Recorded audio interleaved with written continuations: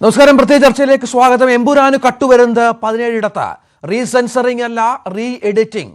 അസാധാരണമായ സാഹചര്യത്തിലൂടെയാണോ എമ്പുരാൻ എന്ന പൃഥ്വിരാജ് ചിത്രം കടന്നുപോകുന്നത്?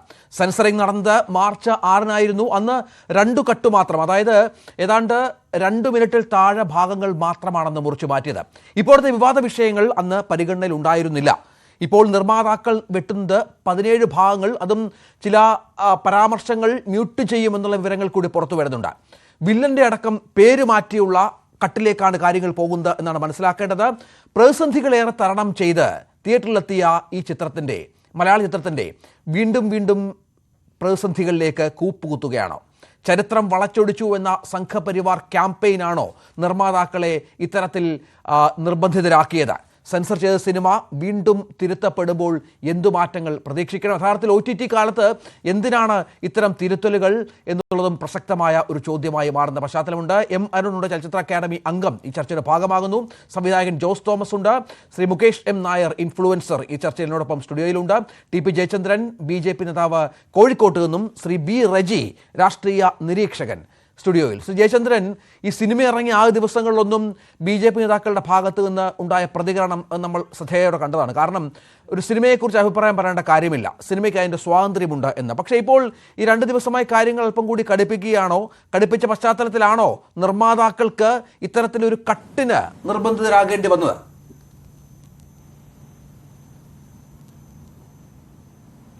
രഞ്ജിത്തെ, ഭാരതീയ ജനതാ പാർട്ടിയെ സംബന്ധിച്ചിടത്തോളം ഈ സിനിമ ഇറങ്ങിയ നിമിഷം മുതൽ ഈ നിമിഷം വരെയുള്ള BJPയുടെ നിലപാടിൽ അണുകിട മാറ്റം വന്നിട്ടില്ല.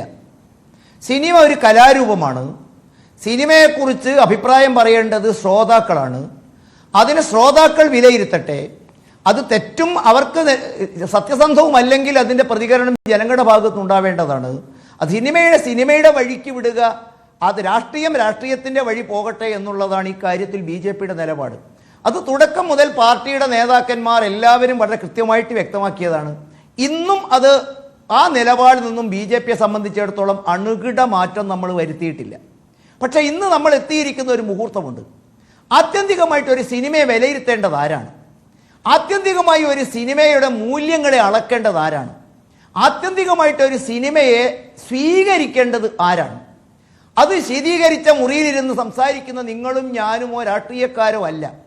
പകരം അതിൻ്റെ പ്രേക്ഷക സമൂഹമാണ്, അനുവാചക സമൂഹമാണ് അതിനെ വിലയിരുത്തേണ്ടത്. സ്വാഭാവികമായിട്ടും അവർ 2 കൈയും നീട്ടി സ്വീകരിക്കുമ്പോൾ ആ സിനിമ ഒരു വിജയമാവുകയും, അതല്ല, അത് സമൂഹത്തിന് നൽകുന്ന സന്ദേശം കുറ്റമറ്റതാവാതിരിക്കുകയും തെറ്റുകൾ നിറഞ്ഞതാവുകയും തിരുത്തപ്പെടേണ്ടതാണ് എന്ന് ബോധ്യപ്പെടുത്താൻ ജനാധിപത്യപരമായ രീതിയിലുണ്ടായിരുന്ന ഒരു പ്രതികരണമാണ് ഇന്ന് നടന്നത്.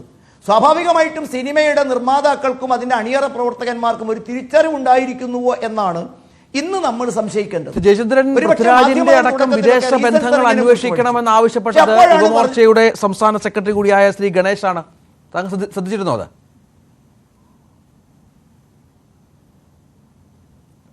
അത് മാത്രമല്ല, ഈ സിനിമയെക്കുറിച്ച് പാർട്ടിയുടെ അഭിപ്രായം പറയേണ്ടത് പാർട്ടി നിശ്ചയിക്കുന്ന നേതാക്കന്മാരാണ്. അവർ കൃത്യം പറഞ്ഞു, എല്ലാ കാര്യങ്ങൾക്കും എല്ലാവർക്കും അഭിപ്രായങ്ങൾ ഏകരൂപത്തിലാകണമെന്നില്ല. വ്യക്തിപരമായി ഇത്തരം അഭിപ്രായങ്ങൾ പറയാനും സ്വീകരിക്കാനും അത് വെളിപ്പെടുത്താനുള്ള സ്വാതന്ത്ര്യം എല്ലാവർക്കും ഉണ്ട്. താങ്കൾ ഈ പറഞ്ഞ വിഭിന്നമായിട്ടുള്ള അഭിപ്രായങ്ങളുള്ളവരുണ്ട്. ഭാരതീയ ജനതാ പാർട്ടിയുടെ കേരള ഘടകത്തിന്റെ അഭിപ്രായം ഇറങ്ങിയ അന്ന് തന്നെ സംസ്ഥാന അധ്യക്ഷൻ വളരെ വ്യക്തമായി പറഞ്ഞു.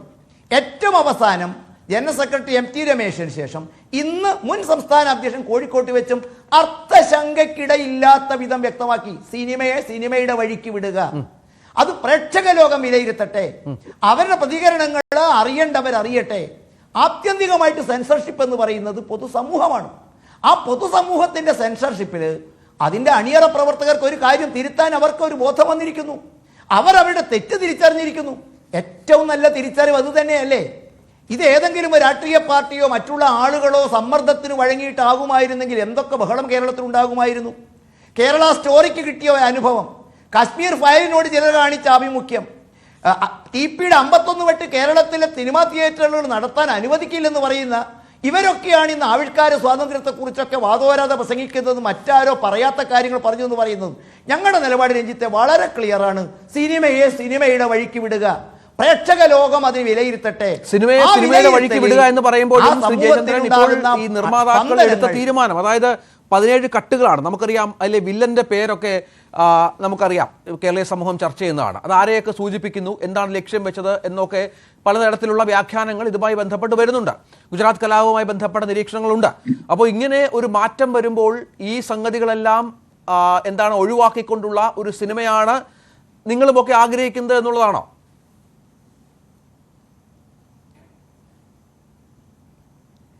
രഞ്ജിത്തെ, സമൂഹത്തിൽ മാറ്റം വരുത്താനും നിർഭയമായി പ്രവർത്തനങ്ങൾ നടത്താനും കെൽപ്പുള്ളവരാണ് സിനിമാ പ്രവർത്തകന്മാരെന്നൊക്കെയാണ് നമ്മൾ വിചാരിക്കുന്നതും വിശ്വസിക്കുന്നതും. ലോകത്തിൽ ഒഴുക്കിന് അനുകൂലമായി നീന്തുന്നവരല്ല സിനിമാ പ്രവർത്തകന്മാർ. സമൂഹത്തിൽ മാറ്റം വരുത്താനുള്ള സത്യസന്ധമായ പ്രവർത്തനം നടത്തുമ്പോൾ അവർ നിർഭയരാണ്. പക്ഷെ ഇവിടെ ഒരാൾക്ക് ഭീരുവാകേണ്ടി വന്നിരിക്കുന്നുവെങ്കിൽ അതിൻ്റെ അർത്ഥം എന്താണ്? തങ്ങളുടെ ഉദ്ദേശ ലക്ഷ്യം പാളിപ്പോയി എന്ന് തുറന്ന് സമ്മതിക്കലാണോ എന്ന് ചിന്തിക്കുന്നവരെ കുറ്റപ്പെടുത്താൻ സാധിക്കുമോ? തങ്ങൾക്ക് തെറ്റുപറ്റി എന്നുള്ള തുറന്നു പറയലാണോ? രഞ്ജിത്ത്, ഇത് കേരളമല്ലേ? കേരളത്തിൽ സംഘപരിവാറിന്റെ ഭാഗത്ത് എന്തെങ്കിലും ഒരു പ്രതികരണം ഉണ്ടായോ? ആരെങ്കിലും ഏതെങ്കിലും സിനിമാ തിയേറ്റർ അടിച്ചു പൊളിക്കാൻ പോയോ? 51 വെട്ടിന്റെ അനുഭവം ഉണ്ടായോ? പക്ഷേ പ്രേക്ഷക സമൂഹം തീരുമാനിച്ചു. ഇന്ന് എന്താണ് പറയുന്നത്? പോസ്റ്റുകൾ വന്നു, അതൊക്കെ സംഭവിച്ചതാണ്. അല്ല രഞ്ജിത്തെ, അതല്ലേ ഒരു സമൂഹത്തിലെ ജനാധിപത്യ അവകാശം എന്നും നമ്മളൊക്കെ എന്താ പറയാ കൊട്ടും കുരവയും ഇട്ട് പറയുന്ന അഭിപ്രായവും എന്നൊക്കെ പറയുന്ന അതല്ലേ? ഒരു പറ്റം ആളുകൾ തീപ്പന്തവുമായി എന്താ പറയുക അടിച്ചു പൊളിക്കലല്ല, മറിച്ച് അവർ നിർഭയമായ ഒരു അഭിപ്രായം രേഖപ്പെടുത്തുക മാത്രമല്ല അവർ ചെയ്തത്. രഞ്ജിത്ത് മനസ്സിലാക്കണം, നിരവധി ഹൗസ്ഫുൾ ഓടുന്നിടത്ത് പലയിടത്തും ടിക്കറ്റ് ബുക്ക് ചെയ്തവർ അവിടത്തേക്ക് തിരിഞ്ഞു നോക്കാതെ കാലിയായി കിടക്കുന്ന ചിത്രങ്ങൾ വരുന്നു പറയുന്നു. ശരിയാണോ എന്ന് എനിക്കറിയില്ല. ഞങ്ങളെപ്പോൾ ആളുകൾ തീരുമാനിച്ചു, ചരിത്രത്തോട് ഇത് നീതി പുലർത്തുന്നില്ല എന്ന് കേട്ടറിവുണ്ട്. ഇതിനെക്കുറിച്ച് ഇപ്പൊ തന്നെ ആ തീരുമാനം ശരിയായിരുന്നു എന്ന് സംശയിക്കുന്നത് നിർമ്മാതാക്കളും അണിയറ പ്രവർത്തകന്മാരും ഇന്ന് സമൂഹത്തിന് മുമ്പിൽ തെറ്റ് തുറന്നു പറയുന്നു.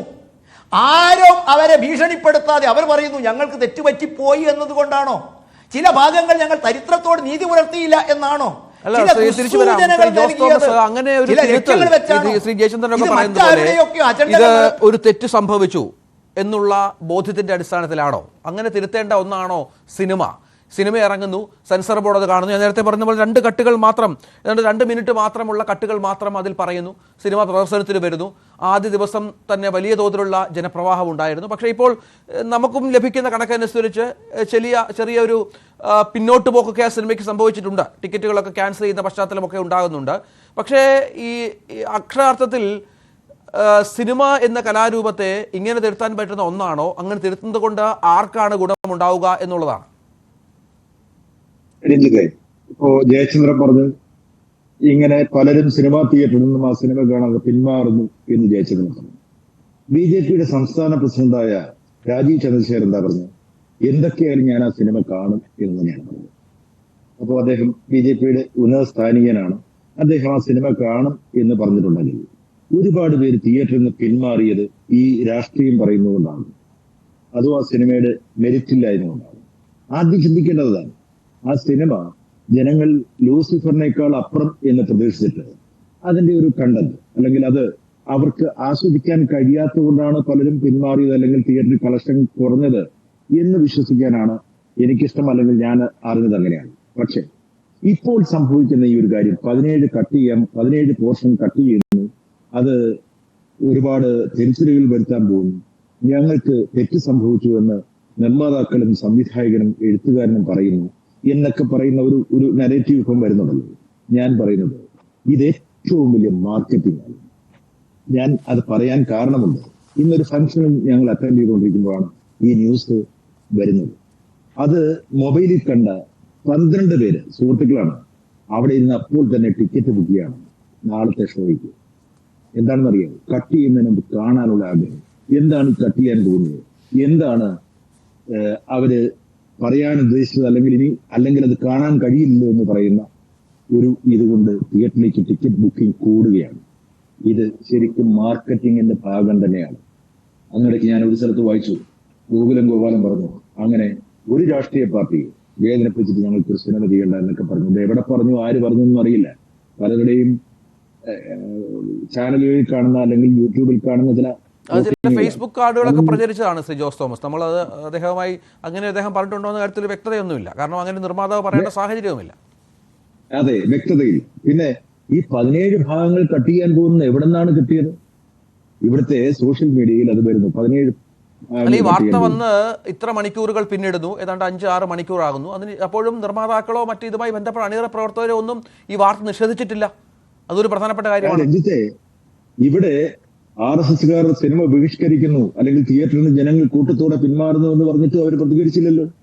അവരെവിടെയാ പ്രതികരിച്ച്? പൃഥ്വിരാജ് പ്രതികരിച്ചിട്ടുണ്ട്, ആന്റണി പ്രതികരിച്ചിട്ടുണ്ട്, ഗോകുലം ഗോപാലൻ പ്രതികരിച്ചിട്ടുണ്ട്. ആരും പ്രതികരിച്ചില്ല, മോഹൻലാൽ മണ്ടിയിട്ടില്ല. അപ്പോൾ ഈ വിവാദങ്ങളെല്ലാം ഉണ്ടാകുന്നത് അത് സോഷ്യൽ മീഡിയയിലും അല്ലെങ്കിൽ ചാനലുകളിലും ഇത് ചർച്ചയായി വന്നിട്ടും അവരാരും പ്രതികരിച്ചിട്ടില്ല. ഇപ്പോൾ ഈ 17 കട്ട് എന്ന് പറയുന്നത് പോലും അവർ പറഞ്ഞതല്ല, അവരുടെ വായിൽ നിന്നും വന്നതല്ല, അവരുടെ വാക്കുകളിലൂടെ വന്നതല്ല.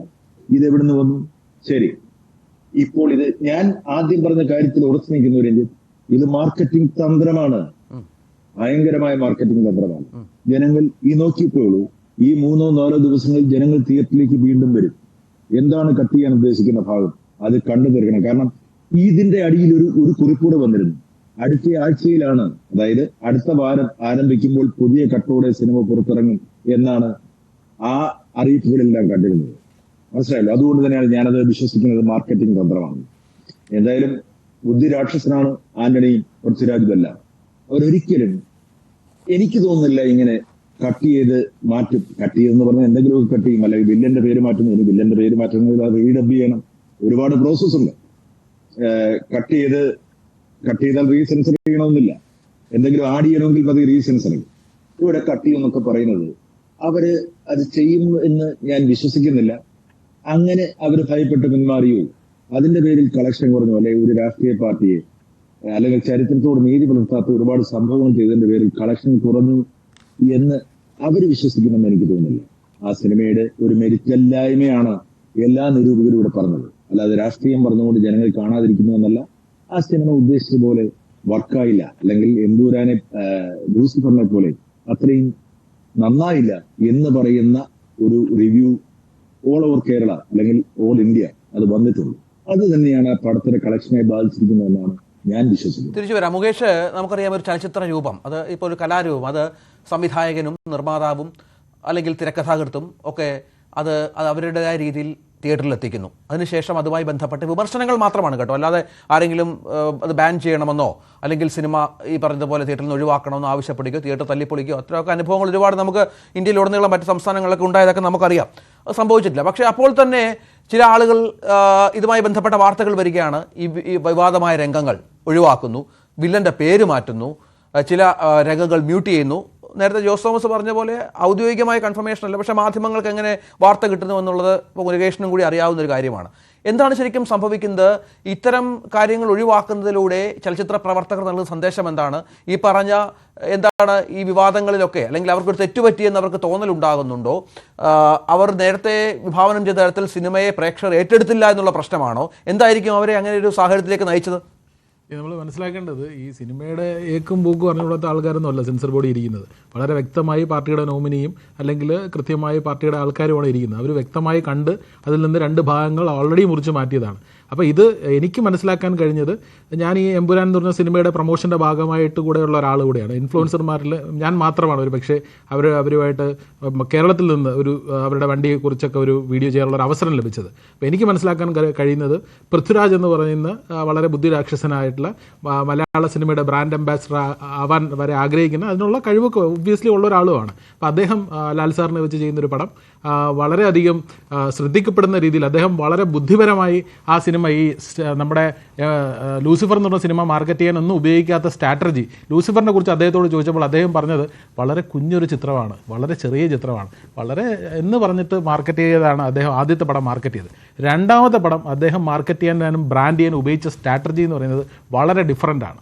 അതിൽ അദ്ദേഹം പാൻ ഇന്ത്യ പോയി അദ്ദേഹം ഫുൾ മാർക്കറ്റ് ചെയ്തു, എല്ലാ സിറ്റീസിലും പോയി യൂട്യൂബേഴ്സ് ഉൾപ്പെടെയുള്ള ആൾക്കാർക്ക് ഇൻ്റർവ്യൂ എടുത്തു. അപ്പോൾ അദ്ദേഹവും ലാൽ സാറും കൂടെ ഇരുന്നിട്ടാണ് ഇൻ്റർവ്യൂ കൊടുക്കുന്നത്. അപ്പോൾ അത്തരം ഒരു മാർക്കറ്റിംഗ് സ്ട്രാറ്റജി സ്വീകരിച്ച് ഈ പടത്തിൽ ആൾക്കാരെ മാക്സിമം, അത് അദ്ദേഹത്തിൻ്റെ ധർമ്മമാണ്, ഒരു സിനിമാ ഡയറക്ടറുടെയും പ്രൊഡ്യൂസറിൻ്റെയും ആസ് ഇറ്റ് ഈസ് ആക്ടറുടെയും ധർമ്മമാണ് പടത്തിൽ മാക്സിമം ആൾക്കാരിൽ എത്തിക്കുക, അത് ബ്രാൻഡ് ചെയ്യുക എന്നുള്ളത്. അപ്പോൾ അതിൻ്റെ തികച്ചും ബ്രാൻഡിങ്ങിൻ്റെയും ഞാൻ ജോസ് തോമസ് സാറ് പറയുന്നതിനോട് 101% യോജിക്കുന്നു. ബ്രാൻഡിങ്ങിൻ്റെയും മാർക്കറ്റിങ്ങിൻ്റെയും ഒരു സ്ട്രാറ്റജിയാണ് ആ ഒരു സ്ട്രാറ്റജി. കാരണം അദ്ദേഹം പറഞ്ഞതുപോലെ ഏതൊക്കെ രംഗമാണ് വെട്ടിമാറ്റാൻ പോകുന്നത് അതിനു മുമ്പ് ഈ പടം കാണാനുള്ള കുറെ ആൾക്കാരിലേക്ക് കൊണ്ടുവരിക. അതിപ്പോൾ 2-3 ദിവസത്തെ കാര്യമുള്ളൂ. ഈ സമയം എടുക്കുന്നതെന്ന് വെച്ചാൽ നാളെ ഞായറാഴ്ചയാണ്, മറ്റന്നാൾ റംസാൻ്റെ അവധിയാണ്, അതിനുശേഷം ചൊവ്വാഴ്ച ക്യാൻസലേഷൻ വന്നു കഴിഞ്ഞാൽ ഒരുപാട്. ഞാനൊരു തിയേറ്ററിന്റെ വർക്ക് ചെയ്യുന്ന ഒരു കമ്പനിയുടെ ചീഫ് ഓപ്പറേറ്റിംഗ് ഓഫീസറായിട്ട് വർക്ക് ചെയ്യുന്നതാണ്. ഞങ്ങൾ എംപുരാന് വേണ്ടി പുതിയ തിയേറ്റർ ലോഞ്ച് ചെയ്തു, സോൺ റോയ് എന്ന് പറഞ്ഞ വ്യക്തി സ്വന്തം നാട്ടിൽ. അപ്പൊ അവിടെ ക്യാൻസലേഷൻ വരുന്നു, ഗ്രൂപ്പായിട്ടുള്ള ക്യാൻസലേഷൻ വരുന്നു. അപ്പോൾ അത് മാക്സിമം തടയെടുക്കുക. പെരുന്നാളിന് മുമ്പുള്ള കളക്ഷൻ അങ്ങനെയൊക്കെ അതൊരു സിനിമയുടെ സ്ട്രാറ്റജിയാണ്. ഒരു സിനിമ എന്ന് പറഞ്ഞാൽ ഇത്രയും കോടിക്കണക്കിന് രൂപയുടെ ബിസിനസ്സാണ്. അതൊരു പ്രൊഡ്യൂസറുടെയും സംവിധായകൻ്റെയും മറ്റാൾക്കാരുടെയും ധർമ്മമാണ്. ഇത് എഴുതിയിരിക്കുന്ന മുരളി ഗോപി എന്ന് പറയുന്ന ഒരു റൈറ്ററാണ്. അദ്ദേഹത്തെക്കുറിച്ച് ഒരു ചർച്ചകളിൽ ഇതുവരെ ഞാൻ ആ പേര് കേട്ടിട്ടില്ല. കാരണം ഒരു സ്ക്രിപ്റ്റ് ഇപ്പം മോഹൻലാൽ സ്വന്തമായിട്ട് എഴുതിയ ഡയലോഗൊന്നുമല്ല അദ്ദേഹം പറയുന്നത്, പൃഥ്വിരാജ് എഴുതി വെച്ച ഡയലോഗൊന്നുമല്ല പറയുന്നത്. ഇതിൻ്റെ അകത്ത് മറ്റേ വില്ലൻ്റെ പേര് ഇതാണെന്ന് എഴുതി വെച്ചിരിക്കുന്നത് മുരളി ഗോപിയാണ്. അപ്പം അദ്ദേഹത്തിൻ്റെ പേരൊന്നും ഇവിടെ ഒരിടത്തും പ്രതിപാദിച്ചില്ല. അപ്പോൾ ഇതൊരു പ്രൊപ്പഗാൻഡിക് അജണ്ടയാണ് ഇലുമിനാറ്റി എന്നൊക്കെ പറയുന്ന കണക്കുള്ളൊരു സംഭവമാണെന്ന്. അതായത് ഈ തുടക്ക സമയത്ത് ഇപ്പം മുകേഷ് പറഞ്ഞതുപോലെ മുകേഷിൻ്റെ പങ്കാളിത്തം, മുകേഷും കൂടെ സഹകരിക്കാൻ തിയേറ്ററുകളിലടക്കം വലിയ ബുക്കിംഗ് ഉണ്ടായിരുന്നു. ഞാൻ ആദ്യമൊക്കെ ചർച്ച ചെയ്യുമ്പോൾ ഇതുമായി ബന്ധപ്പെട്ട് എമ്പുരാൻ റിലീസിന് മുൻപ് 10-15 ദിവസത്തേക്കൊക്കെ ബുക്കിംഗ് വന്ന സ്ഥലങ്ങളൊക്കെ ഉണ്ട്. അതൊക്കെ നഷ്ടപ്പെടുന്നു എന്നൊരു ഫീലിൻ്റെ പുറത്ത്, അല്ലെങ്കിൽ സിനിമയെ ബന്ധപ്പെട്ട് ഈ പ്രചാരണത്തിൻ്റെ മാത്രമല്ല സിനിമയുടെ കണ്ടന്റുമായി ബന്ധപ്പെട്ടും ചില പ്രശ്നങ്ങളുണ്ട് എന്നതിൻ്റെ പുറത്തുകൂടി പ്രേക്ഷകർ പുറകോട്ട് മാറുന്ന പശ്ചാത്തലമുണ്ട്. അങ്ങനെ ഒരു സാഹചര്യം വന്നപ്പോൾ മാർക്കറ്റിങ്ങിൻ്റെ മറ്റൊരു തന്ത്രം അത് ഉപയോഗിച്ചു എന്നുള്ളതാണോ? തീർച്ചയായിട്ടും ഇത് മാർക്കറ്റിംഗ് അല്ല. കാരണം ഈ ഒരു പടത്തിൻ്റെ തുടക്കം മുതലുള്ള അതിൻ്റെ ബ്രാൻഡിങ് സ്ട്രാറ്റജി മുതൽ നിങ്ങൾ ശ്രദ്ധിച്ചാൽ മനസ്സിലാവും. ലൂസിഫർ എന്ന് പറഞ്ഞ പടത്തിന് യാതൊരുവിധ പടത്തിന് അനൗൺസ് ചെയ്ത ഒരു പ്രസ് മീറ്റ് നടത്തി, അതിനുശേഷം വേറൊരു മാർക്കറ്റിംഗ് രീതി അവർ നടത്തിയിട്ടില്ല. അതിനുശേഷം പടം റിലീസാവുന്നു, അതിനുശേഷം വന്നുള്ള ചർച്ചകളാണ്. പക്ഷേ എമ്പുരാൻ എന്ന് പറഞ്ഞ സിനിമ എന്ന് പറഞ്ഞാൽ ബിഗ് ബഡ്ജറ്റ് പടമാണ്. എമൗണ്ട് അനൗൺസ് ചെയ്തിട്ടില്ലെങ്കിൽ എൻ്റെ അറിവ് ശരിയാണെങ്കിൽ 200 കോടിയിലധികം രൂപ സ്പെൻഡ് ചെയ്ത പൈസയാണ്. ട്രാവലിങ്ങിനായാലും മറ്റ് പ്രൊഡക്ഷനായാലും അത് ഒരുപാട് കാര്യങ്ങൾ, ഒരുപാട് രാജ്യങ്ങളിൽ പോയി ഷൂട്ട് ചെയ്ത പടമാണ്. അപ്പം അത്രയും മുടക്കുമുതൽ ലൈക്ക, ഗോകുലം, പിന്നെ ആശീർവാദ് ഇവരെല്ലാവരും ചേർന്നിട്ട് ഇത്രയും ഹെവി ഇൻവെസ്റ്റ് വന്നൊരു പടമാണ്. അപ്പോൾ ആ പടം എന്ന് പറയുന്നത് ഒരുപാട് തിയേറ്ററുകാരുടെ ബ്രെഡ് ആൻഡ് ബട്ടറാണ്. ഒരുപാട് പേര് ഈ ഇൻഡസ്ട്രി ബേസ് ചെയ്യുന്ന ഒരുപാട് ആൾക്കാരുണ്ട്. അപ്പോൾ ഇതൊരു മാർക്കറ്റിംഗ് തന്ത്രമാണെങ്കിൽ അല്ലെങ്കിൽ ബ്രാൻഡിങ് തന്ത്രമാണെങ്കിൽ കൂടി നമുക്ക് ബ്ലെയിം ചെയ്യാൻ പറ്റില്ല. കാരണം ഒരു കലാരൂപം, പണ്ട് ലാൽ സാർ തന്നെ എപ്പോഴും ഏതൊരു ഇൻ്റർവ്യൂ പറഞ്ഞു, മേക്ക് ബിലീഫാണ് സിനിമ. ഒരാൾ കണ്ടു, അത് കളഞ്ഞു, അത് ആരുടെ ജീവിതത്തെ ബാധിക്കുന്ന കാര്യമല്ല. അതിനകത്ത് ഏത് കലാപം വന്നോ അല്ലെങ്കിൽ എന്ത് വന്നോ, അപ്പോൾ ഒരു കലാപത്തിൻ്റെ വീഡിയോ ഉണ്ടെന്നു, അതിൻ്റെ അകത്തൊരു ഗർഭിണിയുണ്ട്. അങ്ങനെ ആ കലാപമാണെങ്കിൽ ആ ഗർഭിണി, അങ്ങനെ ഒരുപാട് കാര്യമാണ്. പടത്തിൻ്റെ ഒരു സ്പോയിലർ ആവുന്നില്ല. പക്ഷേ അത്തരത്തിലുള്ള ഒരു തരത്തിലുള്ള ഒരു ഹർട്ട് ചെയ്യുന്ന രീതിയൊന്നും എനിക്ക് തോന്നിയിട്ടില്ല. ഞാനും ഒരു വളരെ ദേശസ്നേഹിയായിട്ടുള്ള ഒരാളാണ്, അത്തരത്തിലുള്ള വിശ്വാസങ്ങളുള്ള ആളാണ്. പക്ഷേ ഞാൻ ആസ് എ വ്യൂവർ, ഞാൻ ആ പടത്തിൽ എനിക്ക് ഹർട്ടാവുന്ന ഞാനൊരു ഹിന്ദുവാണ്. അപ്പോൾ എനിക്ക് ഹർട്ടാവുന്ന ആസ് ഇറ്റ് ഈസ് ഒരു ജാതിയും ഹർട്ട് ചെയ്യുന്ന ഒരു സീനുമായിട്ട് എനിക്ക് വ്യക്തിപരമായിട്ട് തോന്നിയില്ല. എനിക്കതൊരു നല്ല മേക്കിംഗ് ഉള്ളൊരു മൂവിയാണ്. പിന്നെ ലൂസിഫറിൻ്റെ അത്രയായിട്ട് കമ്പയർ ചെയ്യുമ്പോൾ അതൊരു ഭയങ്കര ലൂസിഫർ അല്ല എന്നുള്ള ഒരു ഇതുണ്ട്. കാരണം അതൊരു പടം കൂടുതലും സ്റ്റീഫൻ നെടുമ്പിള്ളിയെക്കുറിച്ചല്ല, അതിൽ നമ്മുടെ എമ്പുരാനെ കുറിച്ച് അല്ലെങ്കിൽ ഈ ഒരു അബ്രഹാം ഖുറേഷി എന്ന് പറഞ്ഞ ആളെക്കുറിച്ചിട്ടുള്ള പടമാണ്. അപ്പം എൻ്റെ തേർഡ് പാർട്ടിലായിരിക്കും ഒരു പക്ഷേ അത് ഉണ്ടാവുകയാണെങ്കിലായിരിക്കും. അപ്പോൾ അതുകൊണ്ട് പ്രേക്ഷകർ പ്രതീക്ഷിച്ച സ്റ്റീഫൻ നെടുമ്പിള്ളിയുടെ മുണ്ട് കുത്തി അടിയൊന്നും കാണാൻ പറ്റിയിട്ടില്ല. അതിൽ പ്രേക്ഷകർക്ക് നിരാശ ഉണ്ടാവും. പക്ഷേ അബ്രഹാം ഖുറേഷിയെക്കുറിച്ച് കാണാൻ വന്ന ആളാണെങ്കിൽ അവർ ഹാപ്പി ആയിട്ട് പോകും. അതാണ് എനിക്ക് പറയാനുള്ളത്. പിന്നെ ബ്രാൻഡിങ് ചെയ്യുക അല്ലെങ്കിൽ മാർക്കറ്റിംഗ് ചെയ്യുക, ഇതിപ്പോൾ ഒരു പടം താഴെ പോയാൽ അത് എടുത്തു വയ്ക്കുക എന്ന് പറയുന്നത് പ്രൊഡ്യൂസറിൻ്റെ ധർമ്മമാണ്, ഡയറക്ടർ ധർമ്മമാണ്, ആക്ടർ ധർമ്മമാണ്. അതുകൊണ്ട് അതിൽ യാതൊരു കുറ്റവും പറയാൻ പറ്റില്ല. ശ്രീ ജയചന്ദ്രൻ, അതാണ് ഈ പറഞ്ഞതുപോലെ മറ്റ് ഒന്നിൻ്റെയും പുറത്തല്ല, ഇതൊരു മാർക്കറ്റിംഗ് സ്ട്രാറ്റജി പുറത്താണ്. അപ്പോൾ ഇനിയും ആൾ കയറും. നമുക്കറിയാം ഈ 10-ാം തീയതി മാത്രമാണ് ഇനിയും ഒരു സിനിമ, മമ്മൂട്ടിയുടെ ഒരു സിനിമ റിലീസാവാനിരിക്കുന്നത്. ആ സമയം വരെയുള്ള പ്രേക്ഷകരെ അവർ പ്രതീക്ഷിക്കുന്നുണ്ട്. അല്ലാതെ ഈ പറഞ്ഞ തരത്തിലുള്ള മനസ്സിലാക്കലിൻ്റെ ഒന്നും പേരിലല്ല ഇത്തരത്തിലുള്ള കട്ടിന് അവർ തയ്യാറാകുന്നത് എന്നുള്ളതും വളരെ കൃത്യമായ ഒരു കാര്യമാണ്. അങ്ങനെ ചില വ്യാഖ്യാനങ്ങൾ വരുന്നുണ്ട്.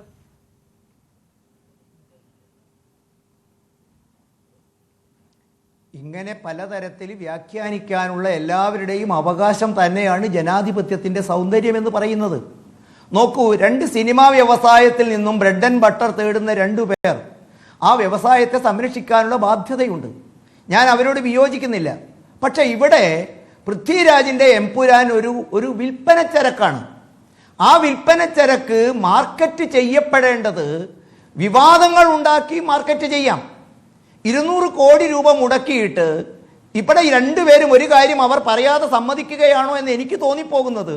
അതിൻ്റെ കലാമൂല്യമല്ല മാർക്കറ്റ് ചെയ്യപ്പെടാൻ ഉപയോഗിക്കുന്നത് എന്ന് പറഞ്ഞാൽ അതിൻ്റെ ആ തരത്തിൽ ഒരു സിനിമ സമൂഹത്തിന് കൊടുക്കേണ്ടതായ സന്ദേശവും അതിൻ്റെ കലാമൂല്യവും അതിൻ്റെ മാതൃകാപരമായിട്ടുള്ള അതിൻ്റെ എക്സിസ്റ്റൻസും അത് മാർക്കറ്റിൽ വെച്ചാൽ അത് വിൽച്ചു പോകാൻ സാധ്യതയില്ല.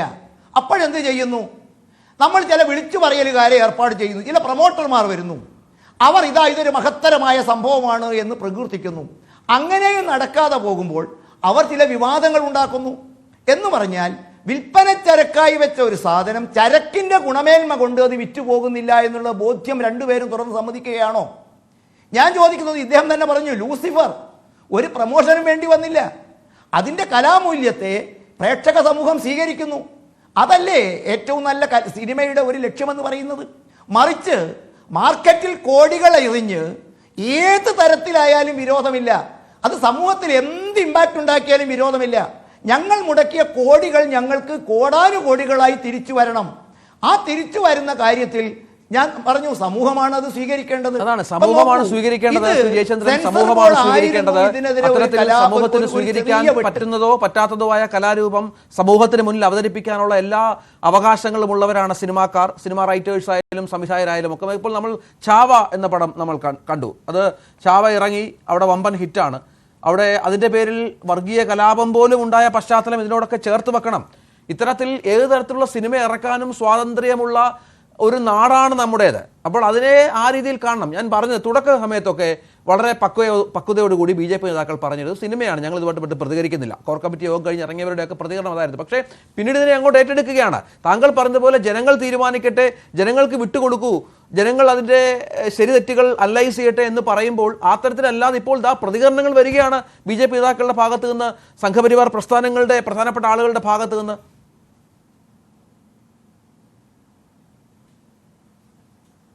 അല്ല രഞ്ജിത്തെ, അതിനുള്ളൊരു സ്വാതന്ത്ര്യം അവർക്കില്ലേ? ഒരു കലാരൂപം ഈ ചാനലിൽ വന്നിട്ട് രണ്ടുപേര് അത് മികച്ചതാണ് എന്ന് പറയണമെന്ന് പറഞ്ഞാൽ, പണ്ടേ ഏതോ ഒരു രാജാവ് നഗ്നനായ രാജാവിനെ ഉടുവസ്ത്രങ്ങളൊക്കെ മഹത്തരമാണ് എന്ന് ആരോ തെറ്റിദ്ധരിപ്പിച്ച് അദ്ദേഹം ഇങ്ങനെ ഒട്ടകപ്പുറത്ത് കയറി നടക്കുമ്പോൾ ഒരുപറ്റം ആളുകൾ, റാൻമൂണികൾ ഇത് മഹത്തരമാണെന്ന് വിളിച്ചു പറഞ്ഞിട്ടുണ്ടാകാം. പക്ഷേ എല്ലാ ആളുകളും അത്തരത്തിലുള്ളതല്ല. നമുക്ക് നിർബന്ധം പിടിക്കാൻ സാധിക്കുമോ? കേരളത്തിലുള്ള എല്ലാവരും ഇപ്പം ചിലർ വിലപിക്കുന്നത് കേട്ടു, ചിലർ സിനിമ ക്യാൻസൽ ചെയ്യുന്നു. നമുക്ക് കാണാനുള്ളതുപോലെ തന്നെ BJPയുടെ രാജീവ് ചന്ദ്രശേഖരന് കാണാനുള്ള സ്വാതന്ത്ര്യമുണ്ട്. ഈ ചർച്ചയിൽ പങ്കെടുക്കുന്ന ആളുകൾക്കും കാണാനുള്ള സ്വാതന്ത്ര്യമുണ്ട്. പക്ഷേ അത് കാണാൻ ഇഷ്ടവും സ്വാതന്ത്ര്യവും വേണ്ടെന്ന് വെക്കുന്ന ആളുകളെ നിർബന്ധ ബുദ്ധിയോടെ പിടിച്ചുകൊണ്ടുപോയി നീ കണ്ടേ പറ്റൂ, നീ പണം കൊടുത്തേ പറ്റൂ എന്ന് നിർബന്ധിക്കാൻ നമുക്ക് സ്വാതന്ത്ര്യമുണ്ടോ?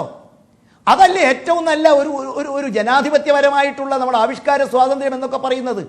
ആവിഷ്കരിക്കപ്പെടുന്നത് സ്വീകരിക്കുന്ന ശ്രോതാവിന് വേണ്ടിയാണ്. ശ്രോതാക്കൾ ഇരുകൈയും നീട്ടി സ്വീകരിക്കുമ്പോൾ ആ കലാമൂല്യമുള്ള സിനിമയായാലും മറ്റൊരു സൃഷ്ടിയായാലും വിജയിക്കുന്നു. പക്ഷെ ഇവിടെ നമ്മൾ കാണുന്നത് എന്താണ്? കൃത്രിമമായ പ്രമോഷൻ. ഞാൻ പിന്നെ എല്ലാം പച്ചയ്ക്ക് പറയാഞ്ഞിട്ടാ. കൃത്രിമമായ പ്രമോഷൻസ്, കലാമൂല്യം ഇല്ലാത്തത് കൊണ്ടാവാം എന്ത് ചില ബഹളം ഉണ്ടാക്കിയിട്ട് ചില ആളുകൾ വരട്ടെ എന്നുള്ളത്. ഞങ്ങൾ അതിനുമെതിരല്ലെന്നേ. ആളുകൾ തിയേറ്ററിൽ ഇറങ്ങിപ്പോകുന്ന പലരുടെയും പ്രതികരണം ഞങ്ങൾ കേട്ടിട്ടുണ്ട്, ഞാനും കാണണമെന്നൊക്കെ ഉദ്ദേശിച്ചിരുന്നു. പക്ഷെ സുഹൃത്തുക്കൾ പറഞ്ഞു വെറുതെ പണം കളയണ്ട എന്ന് പറഞ്ഞപ്പോൾ ഈ വിവാദങ്ങളെ ഒന്നും ഞങ്ങൾക്ക് ഭാഗമാക്കല്ല. ഞങ്ങൾ ഒരു കാര്യം ഉറപ്പ് പറയുന്നു, ആവിഷ്കാര സ്വാതന്ത്ര്യം സിനിമ നിർമ്മിക്കുന്നവനുണ്ട്. സിനിമയോ കലാസൃഷ്ടിയോ കണ്ട ഒരു പ്രേക്ഷകന്, അനുവാചകന് അതിനെ ഗുണമേന്മയെ കുറിച്ച് വിലയിരുത്താനുള്ള സ്വാതന്ത്ര്യവും അതേപോലെ ഈ പറഞ്ഞതുപോലെ എനിക്ക് നിങ്ങൾക്ക് പറയാനുള്ള അവകാശങ്ങൾ തിയേറ്ററുകളിലേക്ക് പ്രേക്ഷകരെത്താൻ സാധാരണ മാർഗങ്ങളൊന്നും, അല്ലെങ്കിൽ സിനിമയുടെ മേന്മ കൊണ്ട് അതിന്റെ ഗുണം കൊണ്ട് ആളുകൾ എത്താതിരുന്നപ്പോൾ പ്രയോഗിക്കുന്ന ഒരു മാർഗം, അതിന്റെ കൃത്രിമ മാർക്കറ്റിംഗ്, അതാണ് സംഭവിക്കുന്നത്. ജോസ് തോമസ്, സാങ്കേതിക പ്രശ്നമുണ്ട്, ആ മ്യൂട്ട് ഒന്ന് മാറ്റണം സാർ. സാർ ആ മ്യൂട്ട് ഒന്ന് മാറ്റണം. ഇപ്പോൾ ശ്രീ ജയചന്ദ്രൻ പറഞ്ഞത് എന്താണ്? തിയേറ്ററിലേക്ക് ആളെ അടിച്ചു കയറ്റാൻ പറ്റുമോ? കാണണ്ടെന്ന് വിചാരിക്കുന്നവരുടെ സ്വാതന്ത്ര്യത്തെ ആരാ ഹനിക്കുന്നത്? ഇവിടെ ജനങ്ങളെ അടിച്ചു തിയേറ്ററിലേക്ക് കയറ്റുന്നുണ്ട്. നിങ്ങൾ കാണണം എന്നാരെങ്കിലും നിർബന്ധിക്കുന്നുണ്ടോ? ഇല്ല. പിന്നെ ആരാണ് വിവാദം ഉണ്ടാക്കിയത്? മാർക്കറ്റിംഗിന്റെ ഭാഗമായി പ്രൊഡ്യൂസറോ അല്ലെങ്കിൽ ഡിസ്ട്രിബ്യൂട്ടറോ ഒന്നും ഉണ്ടാക്കിയ വിവാദമല്ല. ഈ സിനിമയിൽ RSSനെ അവഹേളിച്ച് കാണിക്കുന്നു എന്ന് അങ്ങനെ ഒരു പ്രചരണം സൃഷ്ടിച്ചത് ആരാണ്? BJPക്കാരോ RSSകാരോ അല്ലേ? ഞാൻ പറയുന്നത് ഇത് പ്രൊഡ്യൂസറോ അല്ലെങ്കിൽ സംവിധായകനോ ആരെങ്കിലും ഇത് ഇങ്ങനെ ഒരു പ്രമോഷൻ കൊടുത്തു കളയാമെന്ന് വിചാരിച്ചിട്ടില്ല. പാർട്ടിക്കാർ തന്നെയാണ് പുറത്തേക്ക് ഇറങ്ങി ഇത്തരം ബഹളങ്ങൾ ഉണ്ടാക്കിയത്. അതുകൊണ്ടാണല്ലോ ഇങ്ങനെ ചാനൽ ചർച്ചകൾ വരെ വരേണ്ടി വന്നത്.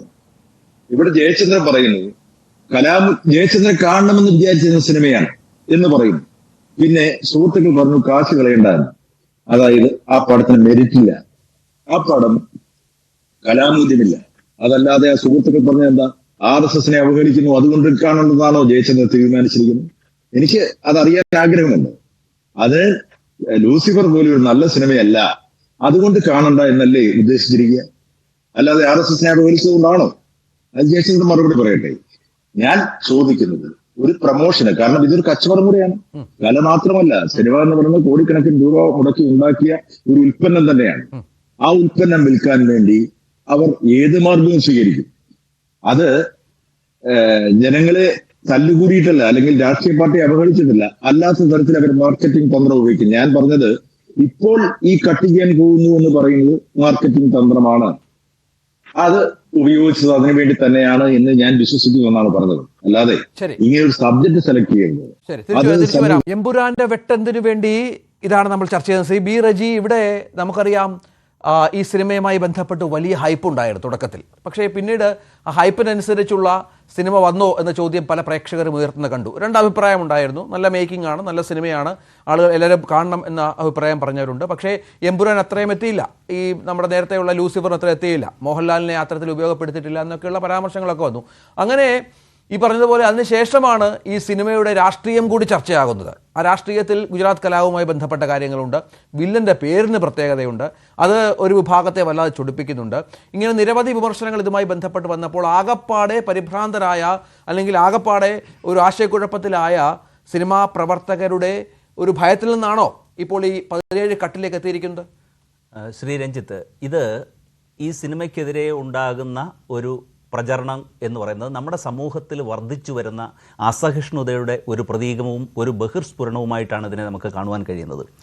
രാഷ്ട്രീയമായിട്ടൊരു വിവേചനം സൃഷ്ടിക്കുക, അല്ലെങ്കിൽ സംഘപരിവാർ ആശയങ്ങൾക്ക് വിരുദ്ധമായി നിൽക്കുന്ന കലാമൂല്യമുള്ള വസ്തുക്കളെ പ്രദർശിപ്പിക്കാൻ അനുവദിക്കാതിരിക്കുന്ന ചില കോർണറുകളിൽ നിന്നുള്ള ഒരു സമീപനം, അതിൻ്റെ ഒരു ആഫ്റ്റർ എഫക്റ്റ്, അല്ലെങ്കിൽ അതിൻ്റെ ഒരു പ്രചരണ അല്ലെങ്കിൽ ഒരു പ്രതിഫലനമായിട്ടാണ് നമുക്കിതിനെ കാണുവാൻ കഴിയുന്നത്. നോക്കൂ, നമ്മളെ സിനിമയായിട്ട് കാണുവാനും ആവിഷ്കാര സ്വാതന്ത്ര്യത്തെ അംഗീകരിക്കുവാനും അഭിപ്രായ സ്വാതന്ത്ര്യത്തെ അംഗീകരിക്കുവാനും ഉള്ള ഒരു മനസ്സും അതിനുള്ള ഒരു സാംസ്കാരികമായ ഒരു നിലവാരവുമാണ് നമ്മുടെ ഇന്ത്യ മഹാരാജ്യത്ത്, കേരളത്തിൽ പ്രത്യേകിച്ച് പ്രതീക്ഷിക്കുന്നത്. പക്ഷേ ഒരു സിനിമയായി വിലയിരുത്താതെ അതിലെ രാഷ്ട്രീയത്തെ ചികഞ്ഞു പോക്കിക്കൊണ്ട് അതിൽ ഒരു വർഗീയമായിട്ടും സങ്കുചിതമായിട്ടും ഒരു ചേരുവതിരിവ് സൃഷ്ടിക്കുവാനുള്ള ചില കേന്ദ്രങ്ങളുടെ, പ്രത്യേകിച്ച് സംഘപരിവാറിൻ്റെ ഭാഗത്തു നിന്നുള്ള ചേരുവതിരിവ് സൃഷ്ടിക്കുവാനുള്ള ബോധപൂർവമായ ഒരു ശ്രമം ഇവിടെ നടക്കുന്നുവെന്ന് നമുക്ക് കാണാം. നോക്കൂ, സിനിമ അതിൻ്റെ പ്രമേയം സമകാലിക രാഷ്ട്രീയ സംഭവങ്ങളെ ഉൾപ്പെടുത്തുന്നുണ്ടാവും. ചരിത്ര സംഭവങ്ങൾ സിനിമയ്ക്ക് അടിസ്ഥാനമായി കഥാതന്തുവായി ഉപയോഗപ്പെടുത്തും. അതുപോലെ രാഷ്ട്രീയ സംഭവങ്ങൾ സിനിമയ്ക്ക് കഥാതന്തുവായി രൂപപ്പെടാറുണ്ട്.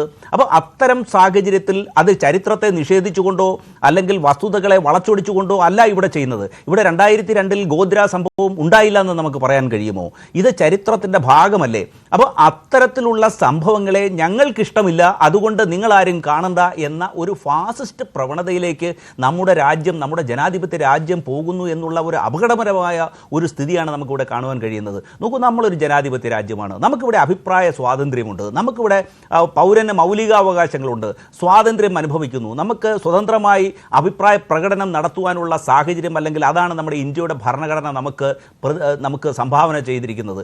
സുദീർഘമായ ഒരു സ്വാതന്ത്ര്യ സമര പരമ്പരയുടെ അടിസ്ഥാനത്തിലാണ് നാം ആ സ്വാതന്ത്ര്യം കൈവരിച്ചത്. പക്ഷേ വർദ്ധിച്ചു വരുന്ന ഈ ഒരു അസഹിഷ്ണുത നമ്മുടെ സമൂഹത്തെ, നമ്മുടെ രാജ്യത്തെ ഏത് ദിക്കിലേക്ക് കൊണ്ടെത്തിക്കും എന്നുള്ളത് നമ്മൾ വിചിന്തനം ചെയ്യേണ്ട ഒരു ഘട്ടമാണ്. നമ്മുടെ ജനാധിപത്യം ഏത് ദിക്കിലേക്ക് പോകുന്നു? ഒരു കലാമൂല്യമുള്ള ഒരു ആവിഷ്കാര സ്വാതന്ത്ര്യത്തിൽ അധിഷ്ഠിതമായ ഒരു സിനിമ പ്രേക്ഷകർക്ക് മുന്നിലേക്ക് വരുമ്പോൾ അതിൽ ഞങ്ങൾക്ക് ഇഷ്ടപ്പെടാത്ത വസ്തുതകളുണ്ട് എന്ന് പറയുന്ന ഇതേ കേരള സ്റ്റോറി ഇറങ്ങിയപ്പോൾ ഈ ആവിഷ്കാര സ്വാതന്ത്ര്യത്തെക്കുറിച്ച് ചർച്ച ചെയ്യുന്ന ഒരുപാട് പേരെ നമ്മൾ കണ്ടില്ല. അതുകൂടി ഇതിനോട് ചേർത്ത് വെക്കണം. കേരള സ്റ്റോറിയും സിനിമയും അന്ന് ചർച്ച ചെയ്യപ്പെട്ടതാണ്. പക്ഷേ വലിയൊരു വിഭാഗം ഈ പറഞ്ഞ പോലെ ആവിഷ്കാര സ്വാതന്ത്ര്യത്തെക്കുറിച്ചല്ല അന്ന് ചർച്ച ചെയ്തത് കൂടി ചേർത്ത് വെക്കണം. അന്ന് കേരള സ്റ്റോറി ഇറങ്ങുമ്പോൾ ആ സിനിമയെ കലാമൂല്യമുള്ള സിനിമയാണെന്നും നിർബന്ധമായും കേരളത്തിൽ അതിനെ പ്രദർശിപ്പിക്കണമെന്നും ആവശ്യപ്പെട്ടതിൻ്റെ പിന്നിലാരായിരുന്നു? അന്ന് BJPയുടെ ദേശീയ അധ്യക്ഷൻ ശ്രീ നദ്ദ അദ്ദേഹത്തിൻ്റെ ആഭിമുഖ്യത്തിലല്ലേ, നേതൃത്വത്തിലല്ലേ ബാംഗ്ലൂരിലെ സിനിമ നടന്നത്? നമ്മുടെ ദൂരദർശൻ അത് കാണിച്ചിരുന്നില്ലേ? അപ്പോൾ അതിനെ നിരോധിക്കണമെന്ന് പല ഭാഗത്തു നിന്നും ആവശ്യങ്ങൾ ഉയർന്നു വന്നപ്പോൾ നമ്മുടെ ഹൈക്കോടതിയും സുപ്രീം കോടതിയും ഒക്കെ ആ ആവശ്യത്തെ നിരാകരിച്ചത് കണ്ടിരുന്നില്ലേ? ഇപ്പോൾ തന്നെ റീസെൻ്റായിട്ട് തന്നെ നമ്മുടെ രാജ്യത്തെ അഭിപ്രായ സ്വാതന്ത്ര്യത്തെ തടസ്സം വരുത്തുന്ന ചില കാര്യങ്ങളിൽ കോടതി ശക്തമായി എതിർപ്പ് പറഞ്ഞുകൊണ്ടുള്ള വിധിന്യായങ്ങൾ റീസെൻ്റായിട്ട് തന്നെ വന്നിട്ടുള്ളത് നമ്മൾ കാണുന്നില്ലേ? അപ്പോൾ ഇത് സംഘപരിവാറിന് ഒരു അജണ്ടയുണ്ട്. നോക്കൂ, ദ വാട്ടർ എന്ന ദീപ മേത്തയുടെ ചിത്രം അതിൻ്റെ ഷൂട്ടിംഗ് സമയത്ത് ഗംഗയുടെ തീരത്ത് 2000-ഓളം വരുന്ന സംഘപരിവാർ സംഘടനകൾ ആ ഷൂട്ടിംഗ് സൈറ്റിൽ അതിക്രമിച്ച് കയറി അത് ഛിന്നഭിന്നമാക്കിയ കഥ അത് ചരിത്രത്തിൻ്റെ ഭാഗമാണ്, നമ്മുടെ വാർത്തകളിൽ നമ്മൾ കണ്ടതാണ്. അപ്പോൾ അതിനെ സംബന്ധിച്ച് ആ തിരക്കഥ RSSൻ്റെ ദേശീയ അധ്യക്ഷന് മുമ്പാകെ അത് കാണിക്കുകയും അദ്ദേഹം അത് തിരക്കഥ മാറ്റി എഴുതാൻ ആവശ്യപ്പെടുകയും ചെയ്തിരുന്നു എന്ന് ദീപ മേത്തയുടെ മകൾ എഴുതിയ പുസ്തകത്തിൽ രേഖപ്പെടുത്തിയിട്ടുണ്ട്. ഇത് തന്നെയാണ് ഫാസിസ്റ്റായിട്ടുള്ള ഹിറ്റ്ലർ അന്ന് ജർമ്മനിയിൽ പ്രയോഗിച്ചിരുന്നത്. അതായത് അഭിപ്രായ സ്വാതന്ത്ര്യത്തെ, എതിരഭിപ്രായത്തെ തമസ്കരിക്കുക, അതിനെ അംഗീകരിക്കാതിരിക്കുക. ഒരു സ്വാതന്ത്ര്യമുള്ള ഒരു രാജ്യത്ത് നമ്മൾ എതിരഭിപ്രായത്തെ കേൾക്കണം, നമ്മൾ മറ്റൊരാൾ പറയുന്നതിനെ കേൾക്കണം, നമ്മുടെ അഭിപ്രായ സ്വാതന്ത്ര്യത്തെ അംഗീകരിച്ചു കൊടുക്കണം. പക്ഷേ ഈ ഫാസിസ്റ്റ് ടെൻഡൻസി കൂടുമ്പോൾ അഭിപ്രായ സ്വാതന്ത്ര്യത്തെ തമസ്കരിക്കുന്ന, നിരാകരിക്കുന്ന, അതിനെ അംഗീകരിക്കാതിരിക്കുന്ന ഒരു സമീപനം ഇപ്പോൾ നമ്മുടെ രാജ്യത്ത് വർദ്ധിച്ചു വരുന്നു. നോക്കൂ, നമ്മുടെ ജനാധിപത്യ ഇൻസ്റ്റിറ്റ്യൂഷൻസിനെ കൈപ്പിടിയിൽ ഒതുക്കാൻ നടക്കുന്ന ശ്രമങ്ങൾ കാണുന്നില്ലേ? പാർലമെന്റിൽ യഥാവിധി ചർച്ച നടക്കാതിരിക്കുന്നു. പല സംഭവങ്ങളെ സംബന്ധിച്ചും രാജ്യത്തെ പ്രധാനപ്പെട്ട വിഷയങ്ങൾ ചർച്ച ചെയ്യണമെന്ന് ആവശ്യപ്പെടുമ്പോൾ പാർലമെന്റ് അത് അനുവദിക്കുന്നില്ല, പ്രതിപക്ഷ നേതാവിനെ സംസാരിക്കാൻ അനുവദിക്കുന്നില്ല. അപ്പോൾ ഒരു ഗ്രോവിങ് ഇൻടോളറൻസ് നമ്മുടെ സമൂഹത്തിൽ രൂഢമൂലമാകുന്നു. അത് ഏത് രംഗത്തും നമുക്ക് കാണാൻ കഴിയും. കാരണം 10 വർഷത്തെ BJPയുടെ ഭരണത്തിൽ നിന്ന് നമ്മുടെ ഇത്തരത്തിലുള്ള സംഘപരിവാർ ശക്തികൾ ശക്തി പ്രാപിച്ചുകൊണ്ട് നമ്മുടെ സ്വാതന്ത്ര്യത്തെ കടിഞ്ഞാടിടുവാൻ ശ്രമം നടക്കുന്നുണ്ടോ എന്നുള്ള ഒരു ചിന്തയിലേക്കാണ് നമുക്ക് ഈ സംഭവത്തെ കൊണ്ടുപോകുന്നതെന്ന് നമ്മൾ നോക്കണം. ഇവിടെ ഒരു വസ്തു, ഒരു കലാമൂല്യമുള്ള ഒരു സിനിമ പ്രേക്ഷകരിലേക്ക് എത്തുമ്പോൾ പ്രേക്ഷകരാണ് അത് നിശ്ചയിക്കുന്നത്. അത് കലാമൂല്യമുണ്ടോ, അത് വസ്തുതാവിരുദ്ധമാണോ, അവരതിനെ സ്വീകരിക്കുന്നത് നോക്കിയാണ് നിൽക്കേണ്ടത്. അല്ലാതെ അതിനെ ബഹിഷ്കരിക്കുവാൻ ആഹ്വാനം ചെയ്യുകയാണെന്നോ, ഞങ്ങളുടെ തത്വചിന്തകൾക്ക് എതിരാണ് അതുകൊണ്ട് ഇവിടെ പ്രദർശിപ്പിക്കാൻ അനുവദിക്കില്ല പറഞ്ഞില്ല, അനുവദിക്കരുതെന്ന് ആരും പറഞ്ഞില്ല, ബഹിഷ്കരിക്കാനും ആരും പറഞ്ഞില്ല. അത് വേറൊരു വിഷയം. ശ്രീ മുകേഷ്, ഇവിടെ ആ സിനിമ കൈകാര്യം ചെയ്യുന്ന മറ്റു ചില വിഷയങ്ങൾ കൂടിയുണ്ട്. അത് ഈ സംഘപരിവാർ രാഷ്ട്രീയവുമായി ബന്ധപ്പെട്ട് മാത്രമല്ല, നമ്മുടെ സംസ്ഥാനത്തെ വളരെ പ്രധാനപ്പെട്ട രാഷ്ട്രീയ കക്ഷിയായ ഭരണകക്ഷിയായ CPM-നെയും ചില ട്രോളുകൾ, CPM-മായി ബന്ധപ്പെട്ട് ചില വിമർശനങ്ങൾ, ചില കാര്യങ്ങളൊക്കെ അതിന് സംഭവിക്കുന്നുണ്ട്. അപ്പോൾ അവരും ഇങ്ങനെ പറഞ്ഞിറങ്ങിയാൽ ആ ഭാഗവും കട്ട് ചെയ്യേണ്ടി വരുമോ? തീർച്ചയായിട്ടും. ഞാൻ ഈ സിനിമ കണ്ടപ്പോൾ എല്ലാവരെയും ഒരുപോലെ വിമർശിച്ചു. അത് സിനിമയുടെ തുടക്കത്തിൽ ഒരു കലാപം കാണിക്കുന്നുണ്ട്, ഇന്ന കലാപമെന്നൊന്നും പറയുന്നില്ല, ഏകദേശം അതുമായിട്ട് ബന്ധപ്പെട്ട് എടുത്താമെങ്കിൽ ബന്ധപ്പെടുത്താം. അല്ലെങ്കിൽ രണ്ടാമത് സിനിമ മുന്നോട്ട് പോകുമ്പോൾ ഇപ്പോൾ ഭരിക്കുന്ന പാർട്ടിയെ നടത്തിയ ഒരു പ്രധാന കലാപരിപാടിയെക്കുറിച്ച് അതിൽ പ്രതിപാദിക്കുന്നുണ്ട്, വ്യക്തമായി കാണിക്കുന്നുണ്ട്. അതിൽ പ്രതിപക്ഷ നേതാവ് ഇടുന്ന ഡയലോഗ് വ്യക്തമായി ഇപ്പോഴത്തെ പല ഭരണപക്ഷി സമയത്ത് നടക്കുന്ന ഒരുപാട് കാര്യങ്ങൾ സൂചിപ്പിക്കുന്ന കാര്യങ്ങളാണ്. പക്ഷേ ബുദ്ധിപരമായി ഇത് എന്നെക്കുറിച്ചാണ് അല്ലെങ്കിൽ എന്നെക്കുറിച്ചായിരിക്കും, ഇത് മറ്റേ ഏതൊരു സിനിമയിൽ CD മൂസയിൽ ജഗതി പറയുന്ന കണക്കാണ് എനിക്ക് ഓർമ്മ, ഇത് എന്നെ ഉദ്ദേശിച്ചാണ്, എന്നെ തന്നെ ഉദ്ദേശിച്ചാണ്, എന്നെ മാത്രം ഉദ്ദേശിച്ചാണ് എന്ന് പറഞ്ഞ് ഓരോ ആൾക്കാർ ഏറ്റെടുത്തുകൊണ്ട് വരികയാണ്. മേ ബി ഈ ഒരു സിനിമ എഴുതിയ ബ്രില്യൻ്റ് ആയിട്ടുള്ള റൈറ്റർ മുരളി ഗോപി, അദ്ദേഹത്തിൻ്റെ ഇൻ്റലിജൻസിൽ അതിൻ്റെ ഒരു ബ്രാൻഡിങ്, ഒരു മാർക്കറ്റിങ്ങിൻ്റെ ഭാഗമായിട്ട് അദ്ദേഹത്തിന് അറിയാം ഇത് ആൾക്കാർ ഏറ്റെടുക്കുമെന്നും ഇത് ചർച്ചയുണ്ടാവുമെന്നും സിനിമ ആളിക്കത്തുമെന്നും അദ്ദേഹത്തിന് അറിയാം. അപ്പോൾ അതിൻ്റെ ഒരു സ്ട്രാറ്റജിയുടെ ഭാഗമായിട്ട് ബ്രില്യൻ്റ് ആയിട്ടുള്ള റൈറ്റർ എഴുതുന്നത് മുരളി ഗോപി എന്നുള്ള റൈറ്റർ, അത് കൃത്യമായ ഒരു ഡയറക്ടർ, പൃഥ്വിരാജ് എന്ന് പറഞ്ഞ ഡയറക്ടർ അതിനെ സിനിമയാക്കും. മോഹൻലാൽ എന്ന് പറഞ്ഞ നടൻ അതിൽ അഭിനയിക്കുന്നു. നമ്മളിതെല്ലാം കാണുന്നു. ഈ കാണുന്നതിൽ ഒരു വിഭാഗം ആൾക്കാർ സിനിമയായിട്ട് കാണാതെ അവൻ എന്ത് ചെയ്യുന്നു, ഞാൻ നേരത്തെ പറഞ്ഞ പോലെ ഇതിൻ്റെ ഏക്കും പൂക്കും അറിയാന്നുള്ളവനാണ് അവിടെ സെൻസർ ബോർഡിൽ ഇരിക്കുന്നത്. നല്ല വിവരമുള്ളവരെ പിടിച്ചിരുത്തിയിട്ടുണ്ട്. അത് പാർട്ടിയായിട്ട് ബന്ധപ്പെട്ട ആൾക്കാർ, അവരെ കണ്ടിട്ടാണ് ഈ സാധനം ഇങ്ങോട്ട് പുറത്തോട്ട് ഇറങ്ങിയത്. അപ്പോൾ അവർക്കൊന്നും ഇല്ലാത്ത കുത്തി കിഴപ്പാട് ബാക്കിയുള്ളവർ കണ്ടിട്ട് പറയുന്നത് ഇത് എന്നെക്കുറിച്ചാണ്, ഞങ്ങളെക്കുറിച്ചാണ്, ഇത് ഇതിനെക്കുറിച്ചായിരിക്കും എന്നൊക്കെ പറയുന്നത്. അപ്പോൾ ഇതൊക്കെ സിനിമയായിട്ട് കാണാതെ രാഷ്ട്രീയപരമായി സിനിമയെ കലർത്തി അത്, അപ്പോൾ ഇത്തരം കാരണങ്ങൾ ഉണ്ടാവുമെന്നുള്ള മുൻവിധി ഇത് എഴുതിയ ഇൻ്റലിജൻ്റ് ആയിട്ടുള്ള ഒരു റൈറ്ററിനുണ്ട്. അദ്ദേഹം അത് മുന്നിൽ കണ്ടുകൊണ്ട് മാത്രമാണ് ഈ ഒരു പേര് അതിലത് കാസ്റ്റ് ചെയ്തതും ഈ ഒരു കലാപം അത് ആ കാര്യങ്ങളൊക്കെ അതിൻ്റെ ഒരു മാർക്കറ്റിംഗ് സ്ട്രാറ്റജിയാണ്. അത് കൃത്യമായി അത് സിനിമയെ എങ്ങനെ കൊണ്ടുപോകുമെന്ന് അദ്ദേഹത്തിന് അറിയില്ല. പക്ഷേ സിനിമയ്ക്ക് അത് ഗുണം ചെയ്യും എന്നുള്ളതാണ് എൻ്റെ ഇപ്പോഴത്തെ വിശ്വാസം. കാരണം സിനിമ ഇത്രയും രീതിയിൽ മാർക്കറ്റ് ചെയ്ത്, കാരണം all India pan India marketing ആണ് നടത്തിയത്. ആ മാർക്കറ്റിംഗ് നടത്തിയതിൻ്റെ റിസൾട്ടിൻ്റെ ഫലമായിട്ട് വേൾഡ് റെക്കോർഡാണ്. അത്രയും ബുക്കിംഗ്, തിയേറ്റർ ബുക്കിംഗ്, അത്രയും കളക്ഷൻ, അത് അത്രയും പ്രീ ബുക്കിംഗ് ഒക്കെ വന്നതൊക്കെ വേൾഡ് റെക്കോർഡാണ്. അത്രയും ബുക്കിംഗ് വന്ന ഒരു സിനിമയാണ്. അപ്പോൾ ആ ഒരു മാർക്കറ്റിങ്ങിൻ്റെ ഭാഗമായിട്ട് കിട്ടിയ ആ ഒരു മെറിറ്റ്സ് അത് കണ്ടിന്യൂ ചെയ്തുകൊണ്ട് പോകണം. സിനിമയിൽ ഒരു പക്ഷേ ആൾക്കാർ പ്രതീക്ഷിച്ചതുപോലെ, ഞാൻ പറഞ്ഞില്ലേ, അത് സ്റ്റീഫൻ നെടുമ്പള്ളിയെ കാണാൻ വന്നവർക്ക് കൂടുതലും കാണാൻ പറ്റിയത് ഇബ്രാഹിം ഖുറേഷിയാണ്. അത് ആൾക്കാർക്ക് അക്സെപ്റ്റ് ചെയ്യാൻ പറ്റില്ല. പിന്നെ മേക്കിങ്ങിൻ്റെ കാര്യത്തിൽ ഒരു കുറ്റവും പറയാനില്ല. വളരെ ഇൻ്റർനാഷണൽ രീതിയിലുള്ള മേക്കിംഗ്, അതിൻ്റെ അത് യൂസ് ചെയ്തിരിക്കുന്ന കാര്യങ്ങളായാലും, ക്യാമറ ആയാലും, ലെൻസ് ആയാലും, ക്യാമറയെക്കുറിച്ച് ഞാൻ പ്രത്യേകം വീഡിയോ ചെയ്തിട്ടുണ്ട്. അതിൽ ഇതിൻ്റെ ഓരോ ചെറിയ പ്രോപ്പർട്ടീസ് പോലും പൃഥ്വിരാജ് വളരെ മെറ്റിക്കുലസ് ആയിട്ട് സെലക്ട് ചെയ്തതാണ്. അപ്പോൾ അത്തരം ഒരു നല്ലൊരു കലാസൃഷ്ടിയായിട്ട് നമ്മൾ ആ സിനിമയെ കണ്ട് ഇഷ്ടമുണ്ടെങ്കിൽ പോയി കാണുക. ആരും ഇവിടെ നിർബന്ധിക്കുന്നില്ല നിങ്ങൾ പോയി ലൂസിഫർ കാണും അല്ലെങ്കിൽ എമ്പുരാൻ കാണുമെന്നാരും നിർബന്ധിക്കും. ഇഷ്ടമുണ്ടെങ്കിൽ പോയി കാണുക. നല്ല സിനിമയാണെങ്കിൽ അംഗീകരിക്കുക. അല്ല അതൊരു കലാരൂപത്തെ 17 വെട്ടുക എന്ന് പറഞ്ഞാൽ സിനിമ തീർന്നു.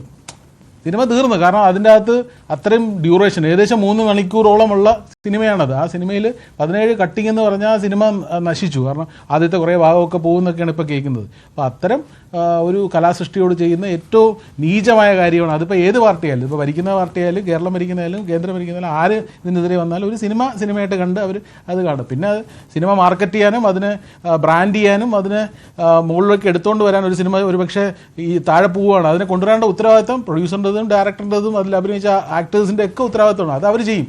പിന്നെ അതിൻ്റെ റൈറ്ററിൻ്റെ ഉത്തരവാദിത്തം അത് എല്ലാവരും കൂടെ ചേർന്നിട്ട് വളരെ ഗംഭീരമായിട്ട് നമ്മളെ ഒരു മലയാളത്തിൽ വന്ന ഇത്രയും വേൾഡ് ക്ലാസ് മൂവി എന്നുള്ള രീതിയിൽ ഞാനതിനെ സപ്പോർട്ട് ചെയ്യാൻ ആഗ്രഹിക്കുന്നു.